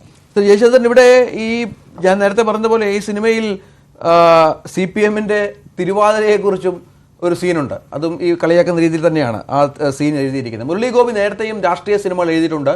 CPM വിരുദ്ധ സിനിമകൾ, CPM-നെതിരെയുള്ള പടങ്ങളും ഒക്കെ എഴുതിയ റൈറ്ററാണ്. അങ്ങനെ എന്തും എഴുതാൻ നമുക്ക് നമ്മുടെ നാട്ടിൽ സ്വാതന്ത്ര്യമുണ്ട്. അന്ന് വലിയ വിമർശനമൊന്നും അതുമായി ബന്ധപ്പെട്ട് എനിക്ക് തിയേറ്ററുമായി ബന്ധപ്പെട്ട് ചില പ്രശ്നങ്ങളൊക്കെ അന്ന് ഉണ്ടായിരുന്നു എന്നുള്ളതാണ്. അത്തരം സംഭവങ്ങളൊക്കെ ഉണ്ടായിരുന്നു. അങ്ങനെ നമ്മൾ ഈ കലാരൂപത്തെ അങ്ങനെ ആ രീതിയിൽ കണ്ടു കഴിഞ്ഞാലുള്ള പ്രശ്നം എന്താണെന്നുള്ളത്, അല്ലെങ്കിൽ തന്നെ അസഹിഷ്ണുതയുള്ള ഒരു സമൂഹമാണെന്നും പലവിധ കാര്യങ്ങൾ ഉയർന്നു വരുന്നുവെന്നും നേരത്തെ ഒന്നും ഇല്ലാത്ത തരത്തിലുള്ള ഒരുപാട് വർഗീയ കാര്യങ്ങൾ പ്രചരിക്കുന്നുവെന്നും ഒക്കെ ആക്ഷേപമുള്ള ഒരു സ്ഥലത്താണ് കലാരൂപത്തിന് നേരെയും ഇത്തരത്തിലുള്ള ചില പരാമർശങ്ങളും വിമർശനങ്ങളും ഒക്കെ സംഭവിക്കുന്നത്. അതൊരിക്കലും ഭൂഷണമായ ഒന്നായിരിക്കില്ലല്ലോ സർ.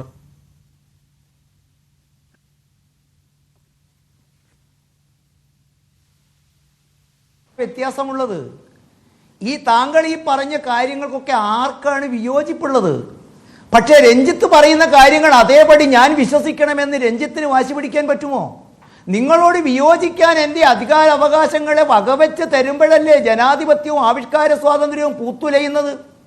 പിന്നെ ഹൃദയത്തിലും തലച്ചോറിലും രക്തത്തിലും മാത്രമല്ല, ജീനിൽ RSS വിരോധമായ ചിലർ കുംഭകർണ സേവ ചില സമയത്ത് നടത്തുകയും ഇവരൊക്കെ ഉറക്കത്തിലായിരുന്നു പലപ്പോഴും. കേരള സ്റ്റോറിക്കെതിരായിട്ട് ഞാൻ ചോദിക്കട്ടെ, ആവിഷ്കാര സ്വാതന്ത്ര്യത്തെക്കുറിച്ച് ഈ ചാനൽ ചർച്ചയിൽ വന്ന് ഒരു പ്രത്യേക കുപ്പായമൊക്കെ ഇട്ട് വന്ന ആളുകൾ പറഞ്ഞു ഞങ്ങൾ കോടതിയിൽ പോയി. അല്ല സർ, ആരെങ്കിലും ഇങ്ങനെ കണ്ടാൽ അങ്ങ് നഷ്ടപ്പെടുന്നതാണോ നമ്മുടെ ജനാധിപത്യ ബോധം? ആരെങ്കിലും അങ്ങനെ അങ്ങ് അവതരിപ്പിക്കുമ്പോൾ അസഹിഷ്ണുത കാണിച്ചത് ആരാണ്? 51 വെട്ട് എന്നൊരു സിനിമയുണ്ട് കേരളത്തിൽ, TPക്ക് 51 വെട്ട്. ഈ ആവിഷ്കാര സ്വാതന്ത്ര്യത്തിന് വേണ്ടി ഇവിടെ വന്ന് ബഹളം വയ്ക്കുന്ന മാന്യന്മാരോട് ഞാൻ ചോദിക്കുന്നത്, സർ, അന്ന് നിങ്ങളൊക്കെ കുംഭകർണ സേവയിലായിരുന്നുവോ? പുഴ മുതൽ പുഴ വരെ എന്നൊരു സിനിമയുണ്ടായിരുന്നു കേരളത്തിൽ. ആ സിനിമയുടെ തുടക്കം മുതൽക്ക് കേരളത്തിൻ്റെ സ്വീകാര്യത എന്തായിരുന്നു?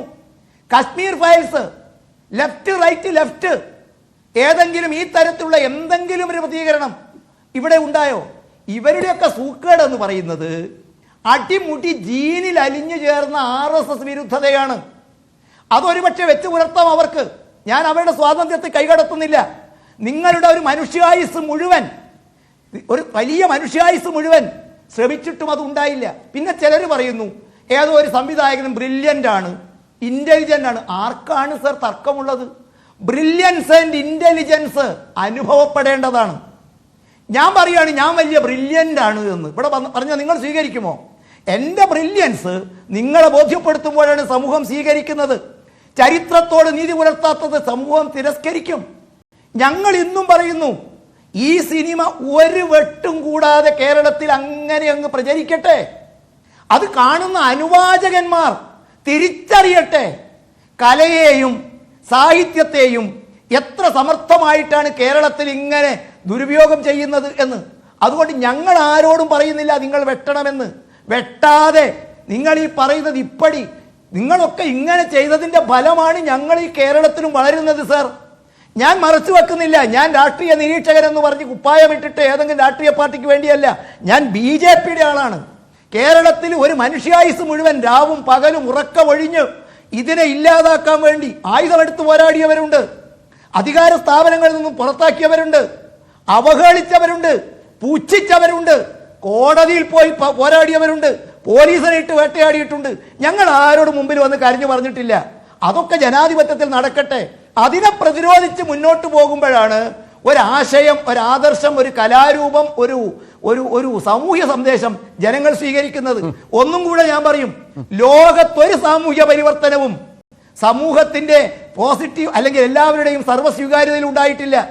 അത് റഷ്യൻ വിപ്ലവത്തിലെ അമ്മ മുതൽക്ക് ഇങ്ങോട്ട് എടുത്തിട്ടുള്ള ഓരോ സാഹിത്യ സൃഷ്ടിയും പരിശോധിച്ച് നോക്കാം. അത് പടപൊരുതിയും ഒഴുക്കിനെതിരെ നീന്തിയും പിടിച്ചു നിന്നുമാണ് ഉണ്ടായത്. അതിന് കെൽപ്പില്ലാത്ത കലാമൂല്യം ജനം തിരസ്കരിക്കും സർ. അതിന് വെകിളി പിടിച്ചിട്ട് ഇത് RSS അജണ്ടയാണ്, BJP. ഞങ്ങളൊരു തിയേറ്റർ കത്തിക്കാൻ പോയോ? ഞങ്ങൾ ആരുടെയെങ്കിലും ചങ്കിന് പിടിച്ചോ? 51 വെട്ട് ഇന്ന ജില്ലയിൽ അനുവദിക്കാൻ പറ്റില്ലെന്ന് പറഞ്ഞോ? പുഴ മുതൽ പുഴ വരെ ചെയ്യാൻ സമ്മതിക്കില്ലെന്ന് പറഞ്ഞോ? നിങ്ങൾ കാണിക്കുന്നേ, ജനം കാണട്ടെ. നിങ്ങളൊക്കെ ഉള്ളതിനപ്പുറത്തേക്ക് ബോധവും ഇന്റലിജൻസും ബ്രില്യൻസും നമ്മൾ പുച്ഛിക്കുന്ന സമൂഹത്തിനുണ്ട് സാർ. ശരി ശരി, തിരിച്ചു വരാം സാർ. ശ്രീ M വരുന്നുണ്ട്, ചലച്ചിത്ര അക്കാദമി അംഗം കൂടി ഈ ചർച്ചയുടെ ഭാഗമാകുന്നു. ശ്രീ അരുണ്, താങ്കൾക്ക് എന്താണ് മനസ്സിലാകുന്നത്? ഈ പറഞ്ഞതുപോലെ സിനിമയിൽക്കെതിരെ ഉണ്ടായ പ്രചരണം, അതിന്റെ ഭാഗമായി ഈ കട്ടിലേക്ക്, ഈ 17 കാര്യങ്ങൾ ഒഴിവാക്കുന്നതിലേക്ക്, 17 സീനുകൾ അടക്കം സീനുകളിലെ പ്രധാനപ്പെട്ട ഭാഗങ്ങൾ ഒഴിവാക്കുന്നതിലേക്ക് എത്തുകയായ ചലച്ചിത്ര പ്രവർത്തകർ, അതോ ഈ ചർച്ചയിൽ ഉയർന്നു വന്നതുപോലെ ഇതൊരു മാർക്കറ്റിംഗിന്റെ ഭാഗമായാണോ കാണുന്നത്? ഈ സംഘപരിവാരങ്ങളുടെ അസഹിഷ്ണുതയെക്കുറിച്ച് കൂടുതൽ പറഞ്ഞറിയിക്കേണ്ട കാര്യമില്ല. ഒന്നാമത്തെ കാര്യം, ഈ സിനിമ അവരെ ഏറ്റവും കൂടുതൽ അലോസരപ്പെടുത്തിയത് 2002 ഗോദ്ര സംഭവത്തിലൂടെയാണ് രാജ്യം ഭരിക്കുന്ന പ്രധാനമന്ത്രി വളർന്നു വന്നത് എന്നുള്ളത് തന്നെയാണ്. അങ്ങനെ ഒരു സംഭവം ഉണ്ടായില്ലായിരുന്നെങ്കിൽ ചിലപ്പോ നരേന്ദ്രമോദി എന്ന ഒരു പ്രധാനമന്ത്രി ഉണ്ടാകുമായിരുന്നില്ല.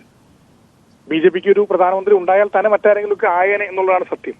അതിനോടൊപ്പം തന്നെ അതുമായി ബന്ധപ്പെട്ട് ഗുജറാത്തിലെ ഏറ്റവും നികൃഷ്ടമായ സംഘപരിവാരങ്ങളുടെ ആ നരനായാട്ട് ഈ സിനിമ ചിത്രീകരിച്ചിട്ടുണ്ട്. അതില് പേര് മാറ്റണം എന്നാണ്, ബജരംഗി എന്നുള്ള പേര് മാറ്റണം എന്ന് ഒരു തീരുമാനം അവർ എടുത്താൽ കാണുന്ന ആളുകൾക്കൊക്കെ അറിയാം ഇതാരാണ് എന്നുള്ളത്. ഇപ്പോ വെട്ടി ആ സിനിമയുടെ ഭംഗി കുറച്ച് കുറയ്ക്കാം എന്നുള്ളതല്ലാതെ ആ സിനിമ കൊണ്ട് പൃഥ്വിരാജോ അതല്ലെങ്കിൽ അതിന്റെ അണിയറ പ്രവർത്തകരോ ആഗ്രഹിച്ച അല്ലെങ്കിൽ അവരുടെ താല്പര്യങ്ങളിൽ നിന്ന് കാര്യമായ മാറ്റമൊന്നും അതിന്റെ പ്രമേയത്തിൽ ഉണ്ടാകാൻ പോകുന്നത്. ആ സിനിമയുടെ ഒരു ബ്യൂട്ടി മൊത്തത്തിൽ കുറയും എന്നുള്ളതല്ലാതെ അതിൽ മറ്റു കാര്യങ്ങളൊന്നുമില്ല. പിന്നെ ഇതൊരു പ്രധാനപ്പെട്ട കാര്യം, ഇവിടെ BJP പ്രവർത്തകർ സൂചിപ്പിച്ച പോലെ പുഴ മുതൽ പുഴ വരെ എന്നുള്ള സിനിമയൊക്കെ ആര് എതിർക്കാൻ പോയെന്ന് എനിക്ക് മനസ്സിലായില്ല. ആ സിനിമയ്ക്ക് ഏതെങ്കിലും തിയേറ്ററിൽ ഓടിയോന്നതിനെ കുറിച്ച് പോലും എനിക്കറിയില്ല. ഇപ്പൊ ഈ വിവാദം ഉണ്ടായ സമയത്ത് അതിന്റെ സംവിധായകൻ രാമസിംഹൻ എന്ന് പറയുന്ന അതിന്റെ സംവിധായകൻ യൂട്യൂബിലിട്ട് അതിന്റെ ലിങ്ക് ഒക്കെ വ്യാപകമായി അയച്ചു കൊടുത്ത് കുറെ സംഘപരിവാർ പ്രവർത്തകര് കണ്ട് ആർത്തുല്ലസിക്കുന്നു എന്നുള്ളതല്ലാതെ ആ സിനിമയൊന്നും ആരും കണ്ടിട്ടേ ഇല്ല. ലെഫ്റ്റ് റൈറ്റ് ലെഫ്റ്റ് എന്നുള്ള സിനിമയെ ആരെ എതിർക്കാൻ വരും? ഞാനൊക്കെ, നമ്മളൊക്കെ ഈ സമൂഹത്തിൽ ജീവിക്കുന്ന ആളാണ്, ഈ മേഖലയിലുള്ള ആളാണ്, ഒരുമാതിരി എല്ലാ സിനിമകളും കാണുന്ന ആളാണ്. ലെഫ്റ്റ് റൈറ്റ് ലെഫ്റ്റ് ഉൾപ്പെടെയുള്ള സിനിമ തിയേറ്ററിൽ പോയി കണ്ടിട്ടുള്ള ആളാണ് ഞാൻ. ആരും കേരള സ്റ്റോറിയോ സാർ? കേരള സ്റ്റോറി വന്നപ്പോഴോ? കേരള സ്റ്റോറി എന്ന് പറഞ്ഞ സിനിമ സത്യത്തിൽ എന്താ, ആ സിനിമ ഒന്ന് കണ്ടാൽ നമുക്ക് മനസ്സിലാക്കാൻ സാധിക്കും. പരിപൂർണമായി ഇപ്പോ ഈ സിനിമയിൽ ഇപ്പൊ എമ്പുരാൻ എന്ന് പറയുന്ന സിനിമയില് ഈ പറയുന്ന ബജരംഗി എന്ന് പറയുന്ന ആള് ആരെങ്കിലും പോലെ സാദൃശ്യം തോന്നിയാൽ ആ സ്വാഭാവികമായിട്ടും അത്തരത്തിലുള്ള വ്യക്തി ഉണ്ടല്ലോ. അത്തരത്തിലുള്ള വ്യക്തിയെ ഗുജറാത്തിന്റെ ചരിത്രത്തിൽ കാണാൻ സാധിച്ചിട്ടുണ്ടല്ലോ. അയാളുടെ പേരാണല്ലോ ബാബാഭായ് പട്ടേൽ. ആരാണത്? 90 പേരെ, കുഞ്ഞുങ്ങളടക്കം സ്ത്രീകൾ ഉൾപ്പെടെയുള്ളവരെ വകവരുത്തിയ, ജീവൻ ഹനിച്ച ബാബ, ആ വ്യക്തിയാണ് കാണിച്ചതെന്നാണ് പറയുന്നത് പലരും. ആവട്ടെ ആവാതിരിക്കട്ടെ, ഈ കേരള ഫയൽ എന്ന് പറയുന്ന സിനിമയിൽ എന്തെങ്കിലും യാഥാർത്ഥ്യമുണ്ടോ? കേരളത്തിൽ ജീവിക്കുന്നതല്ല, കേരളത്തെ കുറിച്ച് എന്തെങ്കിലും ഒരു ധാരണയുള്ള ഒരു മനുഷ്യന് പോലും ഉൾക്കൊള്ളാൻ പറ്റാത്ത കാര്യമാണത്. അപ്പോ ഞാൻ ഇവിടെ സൂചിപ്പിച്ചു, ഞാൻ എന്നെ പൂർത്തീകരിക്കാൻ അനുവദിക്കുക. അപ്പോൾ ഇവിടെ സൂചിപ്പിച്ചു വന്നത് സംഘപരിവാറിന്റെ അസഹിഷ്ണുത എന്ന് പറയുന്നത് ഏറ്റവും കൂടുതൽ അവരെ അലോസരപ്പെടുത്തിയത് അവർ അവരുടെ ഭാഗം എന്ന് കരുതിയിരുന്ന, പലപ്പോഴും ആഘോഷിച്ചിരുന്ന മോഹൻലാൽ തന്നെ ഒരു സംഘപരിവാറിന്റെ ഏറ്റവും നികൃഷ്ടമായ പ്രവൃത്തി ജനങ്ങളിലേക്ക് എത്തിക്കുന്നതിന്റെ മുഖ്യ കാരണമായി എന്നുള്ളതാണ്. നായകനായി എന്നുള്ളത് മാത്രമല്ല, അദ്ദേഹം നിർമ്മാണ പങ്കാളി കൂടിയായ സംഘപരിവാർ വിരുദ്ധ സിനിമയുടെ ഭാഗമായി അവർക്ക് ചിന്തിക്കാൻ പോലും പറ്റാത്ത കാര്യമായിരുന്നു. അവരുടെ അനുകൂലി എന്ന് അവർ കരുതിയിരുന്ന സംഘപരിവാർ അനുകൂലി എന്ന് പൊതുവെ ഒരു ധാരണ. മുരളി ഗോപിയാണ് ഈ സിനിമ എഴുതിയ കാര്യം. അല്ല രഞ്ജിത്തെ, ഈ മനുഷ്യന്റെ വിചാരം പിണറായി വിജയന്റെ നാട്ടിലെ ചലച്ചിത്ര അക്കാദമി അംഗമാകാനുള്ള യോഗ്യതയാണ് എല്ലായിടത്തും എന്നുള്ളതാണ്. അദ്ദേഹം എന്തൊക്കെ വിവരക്കേടുകളും വസ്തുതാവിരുദ്ധമായ കാര്യം ആരാണ് സർ? മോഹൻലാൽ പറഞ്ഞിട്ടുണ്ടോ നിങ്ങളോട് അയാൾ സംഘപരിവാർ പ്രവർത്തകനാണ് എന്ന്? താങ്കൾ ആരാണ് സാർ ഒരു സിനിമയുടെ മൂല്യത്തെയും അതിന്റെ സത്യസന്ധതയും വിലയിരുത്താൻ? അത്തരം ഒരു ന്യായാധിപന്റെ പദവിയാണോ ചലച്ചിത്ര അക്കാദമി അംഗം എന്ന് പറയുന്നത്? സിനിമ കാണുന്നൊരു മനുഷ്യൻ അല്ല, ഉള്ളിലുള്ളത് പുറത്ത് വരട്ടെ അരുൺ. ഉള്ളിലുള്ളത് അധികം പിടിച്ചു നിൽക്കാൻ പറ്റില്ല നിങ്ങൾക്ക്. നിങ്ങളുടെ ഉള്ളിന്റെ ഉള്ളിലുള്ള അസഹിഷ്ണുത, നിങ്ങളുടെ ഉള്ളിലുള്ള സംസ്കാരം, നിങ്ങൾ സംസ്കാരത്തെ കുറിച്ചാണല്ലോ പറഞ്ഞത്. നിങ്ങൾ സംസ്കാരത്തെ കുറിച്ചല്ലേ പറഞ്ഞത് അരുൺ? ഇത് എന്റെ അവസരമാണ് അരുൺ, ഇതൊരു എന്റെ അവസരമാണ്. പ്രയോഗിച്ച പദമുണ്ടല്ലോ, നിങ്ങളുടെ ഉള്ളിന്റെ ഉള്ളിലുള്ള അല്ല, എന്തിനാ സർ അത് പുറത്തു വന്നു? നിങ്ങളുടെ ഉള്ളിന്റെ ഉള്ളിലുള്ള വികാരം അരുൺ, ഇത് എന്റെ അവസരമാണ്. ഉള്ളിലുള്ള അല്ല, അതിപ്പോ കേട്ടല്ലോ നിങ്ങൾ. കേട്ടല്ലോ, അത് ഇത് പ്രേക്ഷകര് കേട്ടോളൂ വന്നേ. നിങ്ങൾ സംസ്കാര സമ്പന്നമായ പദമാണ് എനിക്കതിനെ പ്രയോഗിച്ചതെങ്കിൽ, നിങ്ങൾ സംസ്കാര സമ്പന്നമായ പദമാണ് എനിക്ക് വേണ്ടി നിങ്ങൾ എന്തിനാ എനിക്ക് അനുവദിച്ച സമയത്ത് കയറി സംസാരിക്കുന്നത്? ഞാൻ ചോദിക്കുന്നത് സർ, നിങ്ങൾ മോഹൻലാൽ എവിടെയാണ് ഞാൻ സംഘപരിവാറാണെന്ന് പറഞ്ഞത്? ഞാൻ സംഘപരിവാറാണെന്ന് പറഞ്ഞത് നിങ്ങളാണെന്ന് പറയാനില്ല. ഒരു ചലച്ചിത്ര അക്കാദമി അംഗമാവാൻ വേണ്ട യോഗ്യത സർ, സർ, ആവിഷ്കാര സ്വാതന്ത്ര്യം എന്ന് പറയുന്ന ഡിബേറ്റ് എന്ന് പറയുന്നതും പരസ്പരം കേൾക്കാനുള്ള സന്മനസ്സാണ്. ഇത് എനിക്ക് അനുവദിച്ച സമയമാണ് അരുൺ. ഇത് യോഗമല്ല, അത്തരത്തിലുള്ള വേദിയല്ല. എനിക്ക് അവസരിപ്പിച്ച സമയത്ത് എന്നെ പറയാൻ അനുവദിക്കൂ സാർ. എന്റെ സമയമാണ്. നിങ്ങളുടെ സമയം പറഞ്ഞപ്പോൾ ഞാൻ കേട്ടിരുന്നില്ലേ അരുണെ? സംസ്കാരം എന്ന് പറയുന്നതും ആവിഷ്കാരം എന്ന് പറയുന്നതും ജനാധിപത്യം എന്ന് പറയുന്നതും സഹിഷ്ണുത എന്ന് പറയുന്നതും പരസ്പരം കേട്ടിരിക്കലല്ലേ? നമ്മൾ അങ്ങോട്ട് എടോ പോടോ എന്നൊക്കെ വിളിക്കലാണോ? ഉള്ളിന്റെ ഉള്ളിലുള്ളത് ഇങ്ങനെ തികട്ടി പറയലാണോ? ഞങ്ങൾ ഇതുവരെ ഈ സിനിമയുടെ കാര്യത്തിൽ BJP ഒരിടത്തും പോയിട്ട് നിങ്ങൾ വെട്ടുവെട്ടണമെന്ന് പറഞ്ഞിട്ടില്ല, തിരുത്തണമെന്ന് പറഞ്ഞിട്ടില്ല, കോടതിയിൽ പോയിട്ടില്ല, തിയേറ്ററിനകത്ത് ആൾക്കൂട്ടത്തെ സംഘടിപ്പിച്ചിട്ടില്ല, ജനങ്ങളുടെ മുമ്പിലേക്ക് തുറന്നു വിടാൻ പറഞ്ഞു. തുറന്നു വിട്ട അനുവാചക ഹൃദയം ഇതിന്റെ കലാമൂല്യമില്ലായ്മയും ചരിത്ര നിഷേധവും താങ്കൾ പറഞ്ഞ മാതിരി രാഷ്ട്രീയ കുബുദ്ധിയുള്ള ചില പ്രയോഗങ്ങളും അത് അവതരിപ്പിച്ചവർക്ക് തന്നെ സ്വയം തോന്നി തിരുത്തിയതിനെ ഞാനും സ്വാഗതം ചെയ്യുന്നു അരുൺ. ശരി, ഒരു ചലച്ചിത്ര അക്കാദമിയെങ്കിലും വേണ്ടേ സമൂഹത്തിൽ? ഞാൻ അദ്ദേഹത്തെ മോശം പരാമർശവും നടത്തിയിട്ടില്ല. പിന്നെ ഇവിടെ സൂചിപ്പിച്ചു വന്നത്